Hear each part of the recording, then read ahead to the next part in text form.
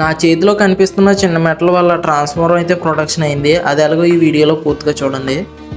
Hi friends, ఇప్పుడు మీరు చూస్తున్నారు కదా, ఇదైతే 3 ఫేజ్ ట్రాన్స్ఫార్మర్. ఈ 3 ఫేజ్ ట్రాన్స్ఫార్మర్ మీద అయితే దగ్గరలో అయితే పిడుగు పడింది. పిడుగు పడడంతో ఇక్కడ లైటింగ్ అరెస్టర్ కనెక్ట్ చేసి ఉండడం వల్ల ట్రాన్స్ఫార్మర్ అనేది ప్రొడక్షన్ అయింది. ఈ లైటింగ్ అరెస్టర్ లేకపోతే ఈ 3 ఫేజ్ ట్రాన్స్ఫార్మర్ అనేది హెచ్డి వైండింగ్ అనేది షార్ట్ అయిపోయి ట్రాన్స్ఫార్మర్ అనేది పోదును.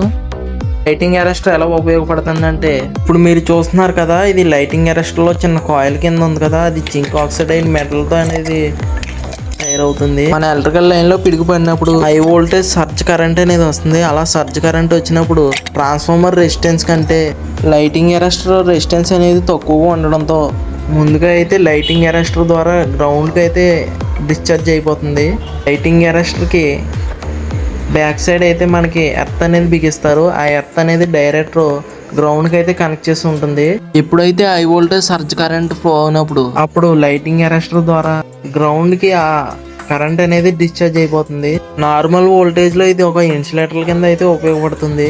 ఎప్పుడైతే మనం ఇచ్చిన వోల్టేజ్ కాకుండా ఎక్కువ వోల్టేజ్ వచ్చినట్టయితే లైటింగ్ అరెస్ట్ లో జింక్ ఆక్సైడ్ అనే మెటల్ అనేది కాంటాక్ట్ అయిపోయి కండక్టర్ కింద ఎలక్ట్రికల్ కండక్టర్ కింద పనిచేస్తుంది. ఇది దీనికి ఎర్త్ కనెక్ట్ చేసి ఉండడం వల్ల డైరెక్ట్ సర్జ్ కరెంట్ అనేది ఈ లైటింగ్ అరెస్టర్ నుంచి గ్రౌండ్కి అయితే డిశ్చార్జ్ అయిపోతుంది. ఈ చిన్న లైటింగ్ అరెస్టర్ అనేది ఎంత ఎక్విప్మెంట్ అయినా గల ట్రాన్స్ఫార్మర్ని అయితే ప్రొటెక్షన్ అయితే చేస్తుంది. ఇప్పుడు మీరు రౌండ్గా చిన్న కాయిల్ కింద కనిపిస్తుంది కదా, జింక్ ఆక్సైడ్ మెటల్ అంటే అదే. దాని ద్వారానే ఇప్పుడు ట్రాన్స్ఫార్మర్ లైటింగ్ అరెస్టర్ అనేది వర్కింగ్ అవుతుంది.